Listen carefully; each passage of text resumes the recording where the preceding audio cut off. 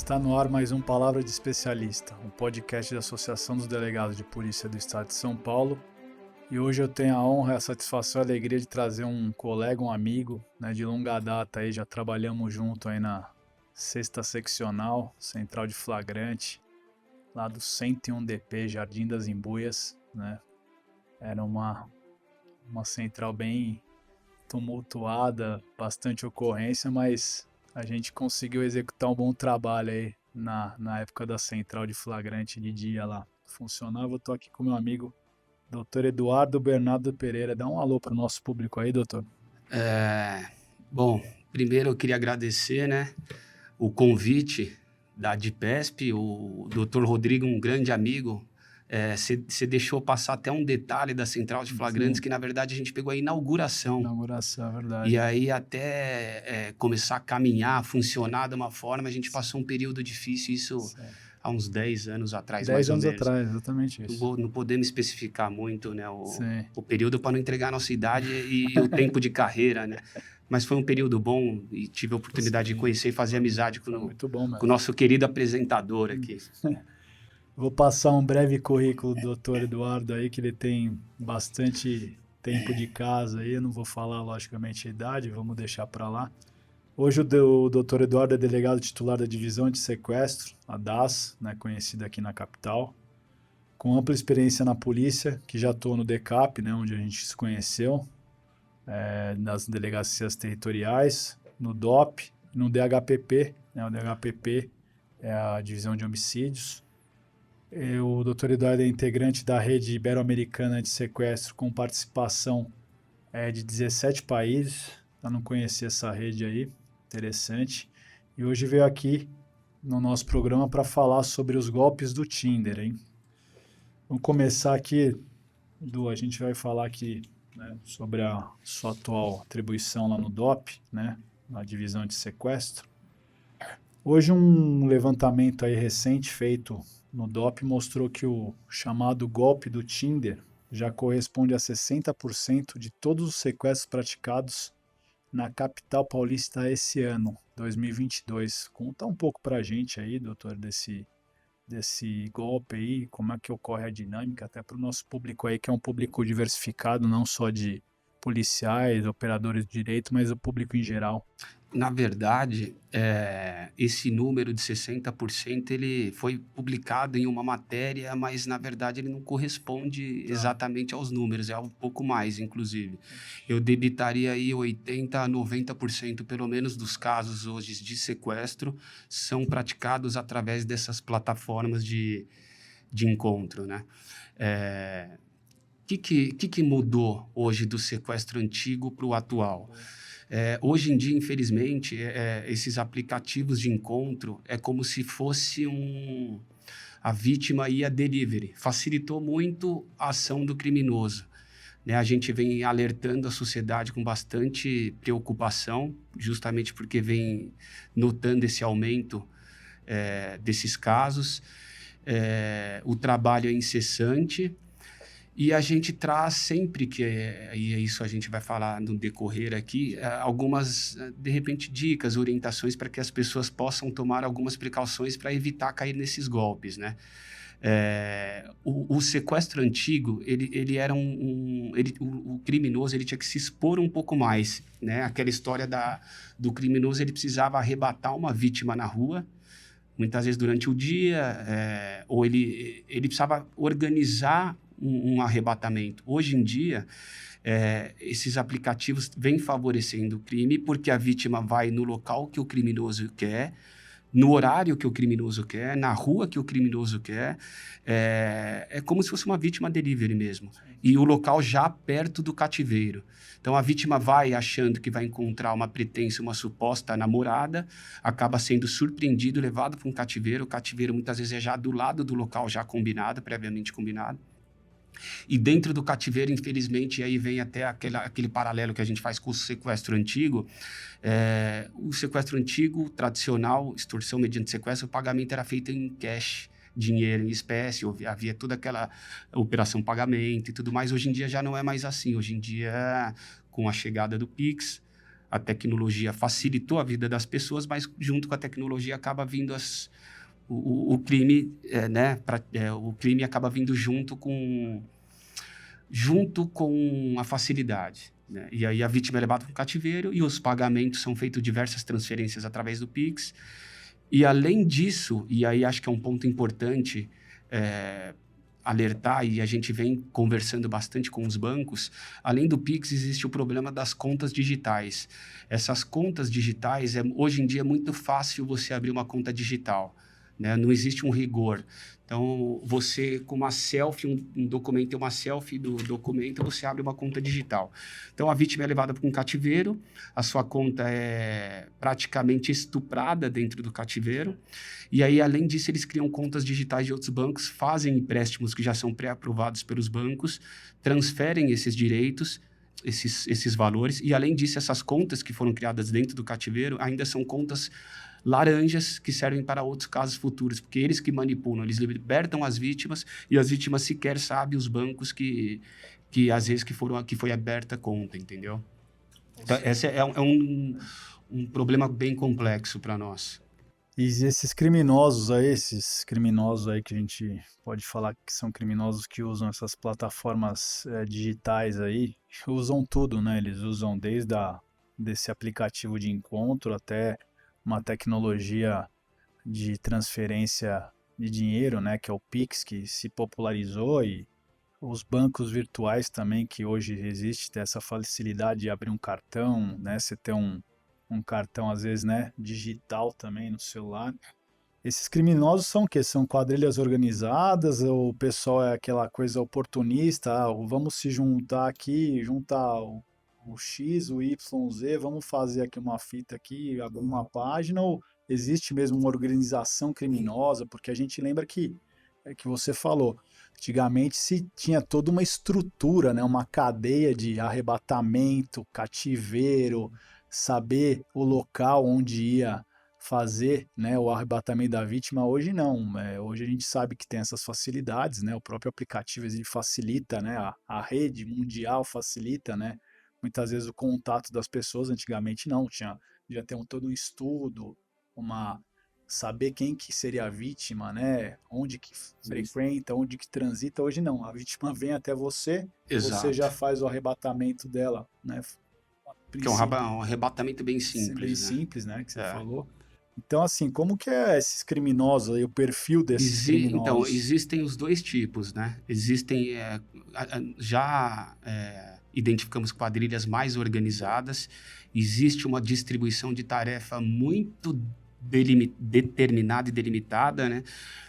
E é o que dificulta a gente, né? Porque você pensar, o pagamento do sequestro hoje ele é feito através de transferências bancárias. E aí você vai me perguntar, mas é muito fácil você perseguir o dinheiro de transferências, né? Não é tão simples assim. E aí cai naquela questão dos bancos digitais exigir um rigor mínimo na hora de abertura de contas. Tá? Então, só para você ter um exemplo aqui que acho que é importante. Tem casos que o criminoso deu R$100 para um carroceiro morador de rua, tirou uma selfie com o documento e abriu uma conta no nome do carroceiro, e o cara nem não tem nem ideia que era para isso. Então, assim, tivemos casos de apreensões de diversos documentos falsos, vários documentos com a mesma foto de um casal, com dados diferentes, que eram documentos falsos, papel bem ruim de qualidade, mas como é selfie, isso não faz diferença. Você tira uma selfie com o documento e o rosto da pessoa, você abre conta. Então, assim, o problema é complexo, né? E assim, você consegue perseguir o dinheiro? Consegue, mas muitas vezes eles fragmentam a quadrilha, e o cara que recebeu o dinheiro, que a gente chama de conteiro, muitas vezes ele sequer sabe, aliás, na maioria das vezes, ele não sabe que é dinheiro que ele vai receber na conta, que é para sequestro. Isso eu estou dizendo naquele caso que o sujeito sabe, empresta a conta e recebe uma quantia para isso, né? Ele sabe que é oriundo do crime, mas muitas vezes eles falam que é para golpes de Instagram, estelionato, enfim. Eles dizem que não sabe que é para sequestro, e aí, enfim, aí cada história é uma história. Mas tem essas questões de contas laranjas também, que são abertas de uma forma muito, muito banalizada, né? Muito Então, prático, né? Muito rápido. o banco hoje, o banco virtual, esses bancos digitais, eles poderiam criar mecanismos, por exemplo, e a gente já vem conversando e fazendo reuniões diuturnas com representantes de banco. Os bancos virtuais, eles não têm agência física, né? Porque você poderia exigir para que uma pessoa que abriu uma conta na hora, pelo menos o primeiro acesso, ele faça uma permissão num autoatendimento, como é feito nos bancos tradicionais antigamente. Hoje em dia também não exige mais. E eles não, aí na verdade, eles argumentam que eles não têm agência física, mas era simples resolver. Basta eles fazerem, por exemplo, um convênio com a Tecban e vai num banco 24 horas, por exemplo. Você já cria uma dificuldade a mais. Né? O criminoso, ele não quer ter trabalho. O criminoso, ele quer um negócio prático, né? Não, é o que a gente fala, né? Eles vão se utilizando de todos esses instrumentos, né, a favor deles. Eu enalteço sempre o trabalho da Polícia Civil, sempre tá ao lado, né? A gente não tá atrás, a gente não tá correndo atrás, não. A gente tá correndo ao lado, né? Tentando criar mecanismos, né, para inviabilizar esse golpe aí, né? Que, pô, você se utiliza de todo um arcabouço, né, tecnológico aí de aplicativos, coisas que facilitariam a vida do cidadão. Hoje você tem que ter um cuidado aí, questão de banco, né, Banco, então, desculpa até te sim, não, interromper, imagina. doutor, mas assim, o que eu acho que é muito importante, inclusive o usuário dessas plataformas de aplicativos de encontro saber. Eles não colaboram em nada com investigação, eles sequer contam com um canal direto para você encaminhar uma ordem judicial, um ofício policial solicitando informações a respeito daquele perfil de usuário. Porque o perfil de usuário, na verdade, ele existe. É uma conta fake, que são fotos de internet, né? O criminoso, ele pega fotos de internet de uma moça bonita, cria um perfil e a vítima acaba conversando através desse perfil. E é até curioso, mas assim, sequer, tem vítimas que sequer teve conversa de áudio para confirmar que era mulher. Então, assim, a gente sempre orienta, não custa nada fazer uma chamada de vídeo, né? Faz uma chamada de vídeo, pelo menos confirma que a pessoa que está no perfil é a pessoa que você vai encontrar. Né? Tem mecanismos que você consegue ir mitigando, evitar, você não vai conseguir, né? 100%, mas você tem mecanismos, né? Algumas providências que você consegue adotar para você diminuir o risco. Né? A gente vem falando, por exemplo, marcar num local público, uma praça de alimentação, pede ou paga um Uber para essa pessoa, paga um Uber e fala para a pessoa ir até você. Eu estou no shopping tal, vem até mim, eu pago o Uber e tal, enfim, você diminui os riscos, né? Eles vão mudando, né? Eles vão mudando o modus operandi. O criminoso, ele é esperto. Então, assim, o que eles fazem hoje em dia? Com essa divulgação que está tendo casos e tal, e a gente vem falando para marcar em local público, compartilhar a sua localização com um amigo próximo, algum familiar, eles passaram a mudar um pouquinho o modus operandi, e a partir do momento que a pessoa marca, ele sai de casa pré-determinada a marcar num local público. E o sujeito, né, já está um pouco, né, animado para encontrar a moça, e no meio do caminho a suposta moça fala, tive um problema no carro, ou eu estou com medo de pegar um Uber e tal, você não pode me pegar em casa, fica a 2, 3 quarteirões do local que a gente combinou, ou a 1, 2 quilômetros do local que a gente combinou. E o rapaz já está na rua, ele não quer voltar para trás, né, ele não quer desistir. E aí é onde as vítimas estão caindo. O perfil das vítimas é o quê? São homens, mulheres, faixa etária diversificada ou pessoal público mais jovem? Praticamente 100% são homens. A gente teve vítimas mulheres, mas não desses aplicativos de encontro. Tivemos um caso de vítima mulher, que foi um caso atípico, específico, enfim. Desses aplicativos de namoro, 100% homens, idade entre 25 a 60 anos. Felizmente, a gente tem dado boa resposta, embora a demanda esteja surreal. A demanda está surreal para nós, mas a gente tem conseguido dar boa resposta. E isso para nós é importante, né? Você ter uma resposta rápida para você tentar desestimular o criminoso. O problema nosso maior hoje em dia é que são quadrilhas complexas e formadas por várias pessoas. Não é uma quadrilha que são 2, 3, né? Então, assim, tem o criminoso que ele participa do arrebatamento, tem o criminoso que ele participa tira o cartão da vítima do cativeiro e vai fazer as compras, tem a outra parte que tira o celular da vítima do cativeiro e faz as manipulações bancárias, tem o criminoso que é responsável somente pela guarda do cativeiro, tem outro sujeito que ele participa da libertação da vítima. Tem casos nossos lá que as vítimas relatam, são 8, 10 pessoas as quadrilhas. E está tão banalizado esse tipo de crime que tivemos casos lá de 2, 3 vítimas ao mesmo tempo dentro do mesmo cativeiro. Então, a conta para nós,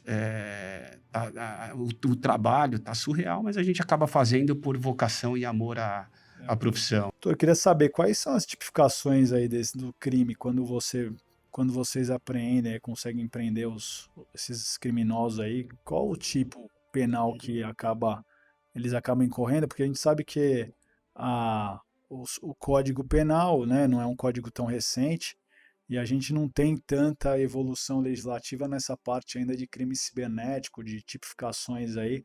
Então, como tipifica esses crimes na base do sequestro mesmo? Ou tem um tipo Não, novo? então, assim, são duas tipificações, né? Criaram recentemente, teve uma alteração. A vítima que é abordada, levada para um cativeiro, e realizadas transações bancárias e não houve qualquer tipo de contato com a família ou extorsão, o criminoso ele incide no artigo 158, né, que é a extorsão qualificada por restrição de liberdade, como se fosse o relâmpago, o sequestro relâmpago. E a extorsão mediante sequestro, o artigo 159 é mais grave. Né, a vítima é mantida em cativeiro e isso tem sido recorrente para nós. E a gente tem aplicado um acúmulo material. Porque assim, a vítima é levada para o cativeiro, são feitas diversas transações bancárias, não satisfeitos, gananciosos, audaciosos, eles ainda praticam extorsão junto aos familiares, exigindo dinheiro como preço de resgate. Incide no 159 e é um crime um pouco mais grave. Né? Só voltando um pouco àquela questão do sequestro, da complexidade e tudo mais, que assim, uma das problemáticas para nós hoje em dia também são o número de criminosos que participam.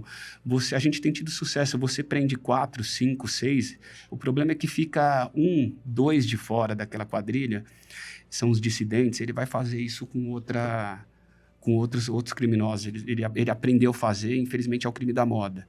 Mas a nossa resposta rápida acho que vai acabar desestimulando de alguma forma.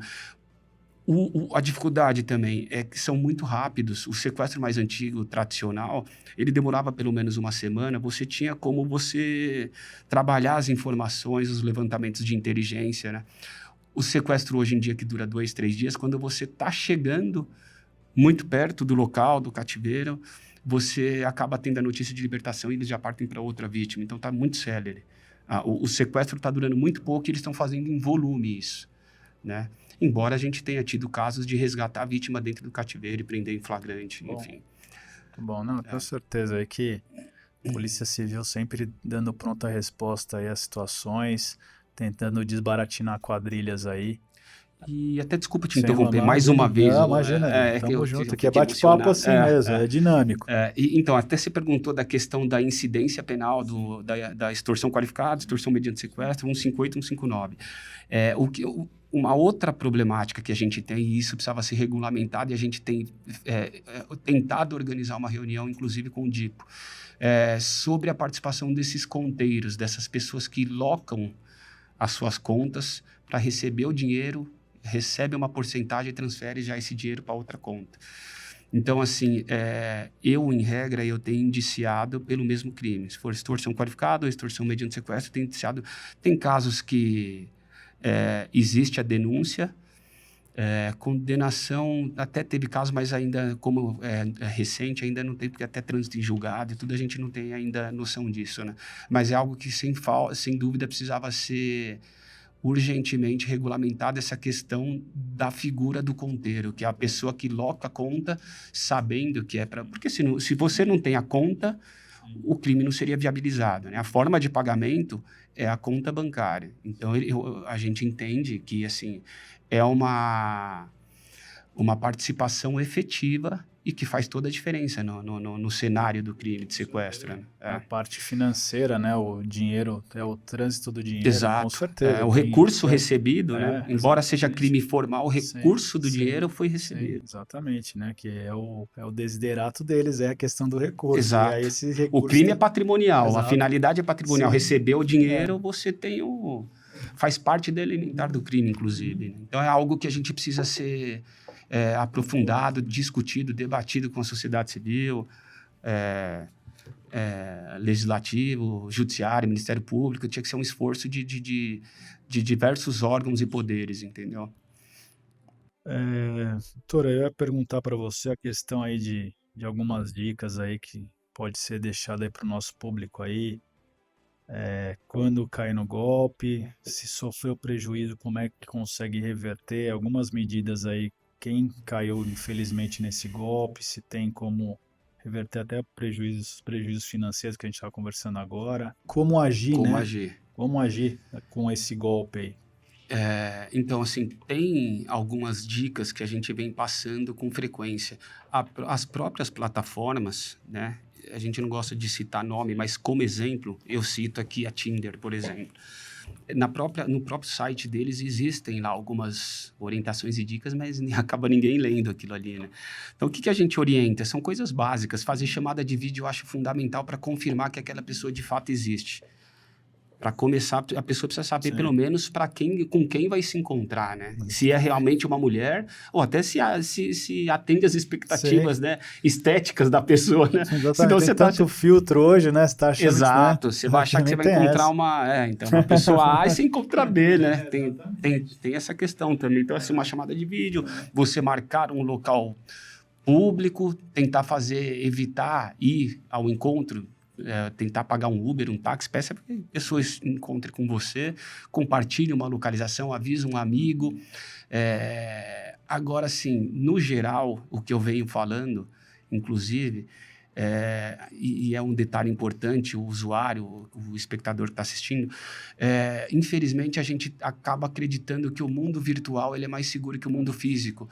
E aquelas cautelas que ele tomaria se fosse encontrar fisicamente devem ser adotadas também para o mundo digital. Hoje é uma realidade, faz parte do nosso dia a dia. Então, assim, o risco está aí, de qualquer forma, né? Então, existem vários... Hoje em dia, próprio Google, uma rede social, né? Você está falando com a pessoa, vai buscar um Instagram, um Facebook, para ver que a pessoa que é ela. Desconfie se for um perfil criado recentemente, que eles têm feito isso, para dar mais credibilidade. Chega lá, tem poucos amigos e uma publicação só para falar. E aí você vai ver que desconfie. Sempre a primeira coisa é desconfiar.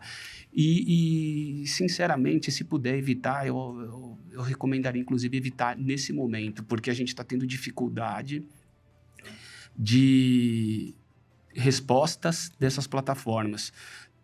Estamos tentando gestões junto ao jurídico, junto ao judiciário, para ver se consegue uma interseção aí, para ver se a gente consegue criar um mecanismo direto de solicitações. Porque não é possível uma plataforma atuar no Brasil e não atender uma solicitação policial, não ter um canal para você encaminhar uma ordem judicial, né? E outra, eles estão permitindo a criação de perfis fakes. E isso é responsabilidade da plataforma, é uma relação de consumo, né? Então, assim, eles estão permitindo, eles deveriam criar também mecanismos para evitar a criação de perfil fake. E isso não vem sendo feito. É óbvio, se você falar evitar de usar, até restringir demais, né? Vai muito a avaliação de pessoa por pessoa, desde que tome várias e inúmeras cautelas que tem para evitar.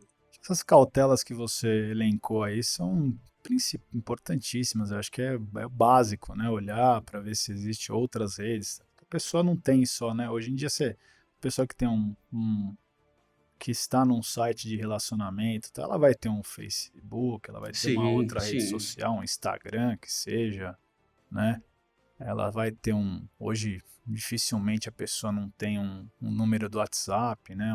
Um contato aí para você falar, né? Dificilmente hoje uma pessoa que está nessa rede, no mundo da rede, não tem um WhatsApp. Exatamente. Eu acho que são dicas realmente essenciais que você falou. Desconfie, se a pessoa tem um perfil de aplicativo e não tem um Instagram, um Facebook, uma rede social, alguma coisa está errada, né?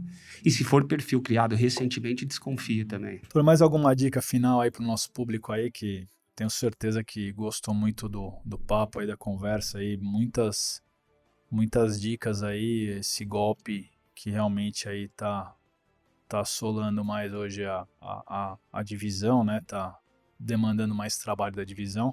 Tem mais alguma dica final aí para o nosso público? A dica final, na verdade, eu queria reformular minha colocação. Na verdade, divirtam-se, né? Se restringir não é certo, porque tem pessoas que, na verdade, usam para a finalidade que se propõe a plataforma. Se divirtam, usem, mas com cautela. Infelizmente, o perigo está aí, o risco é concreto. A gente tem visto 7, 8, 9 casos por semana, todos de aplicativo de encontro. Então, assim, se divirtam, mas com cautela. Acho que você elencou tudo de cautelas aí. Você está trabalhando diretamente no combate a esse golpe, a esse crime. Acho que são cautelas aí fundamentais, que é o que você falou. Muitas vezes o ambiente da rede se parece mais seguro, né? Se torna um pouco mais aqui tem um monte de travas. Desarma o espírito da pessoa que está utilizando. O alerta, né? A gente vê isso também muitas vezes aí, aquelas questões também nas compras aí, o pessoal tá entrando, nós estamos em época de Black Friday, entrando no Natal também, as páginas, a gente vive alertando páginas de e-commerce, se certifiquem, né? Digitem a página inteira no campo lá na busca, né? Ou mesmo na página. Tomem cuidado com ofertas, né? Muito vantajosas, né? Negócios da China, né? Hoje em dia a gente sabe, né? Não vão querer achar que, né?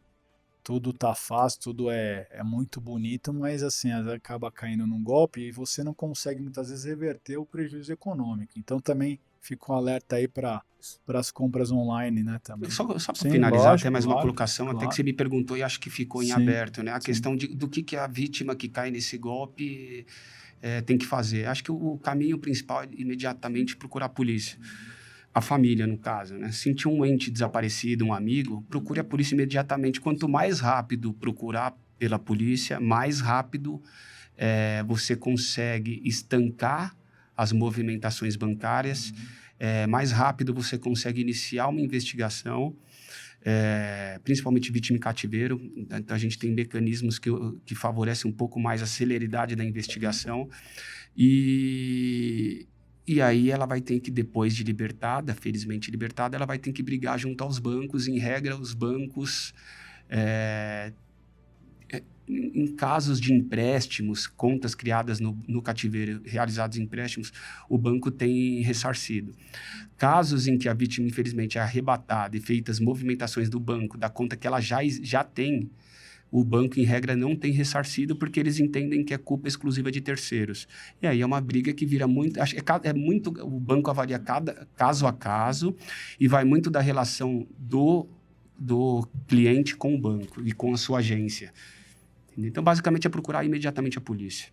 Eu sempre falo aqui, né? A gente trabalha 24/7, combatendo todo e qualquer tipo de crime. Você vê, é um golpe novo, usando diversas plataformas virtuais. E o Dr. Eduardo está aqui, enaltecendo o trabalho da divisão antissequestro, que é uma divisão importantíssima, que tem uma experiência, um reconhecimento nacional e internacional. Confie na Polícia Civil de São Paulo, tem ótimos policiais, tá? Eu falo que a gente faz muito, mas muito mesmo, às vezes com não tanto recurso que a gente gostaria de ter, mas pode ter certeza que nós temos excelentes profissionais, tecnologia sempre de ponta aí, né, se atualizando, né, para ter essa pronta resposta a esses crimes virtuais, esses cybercrimes aí.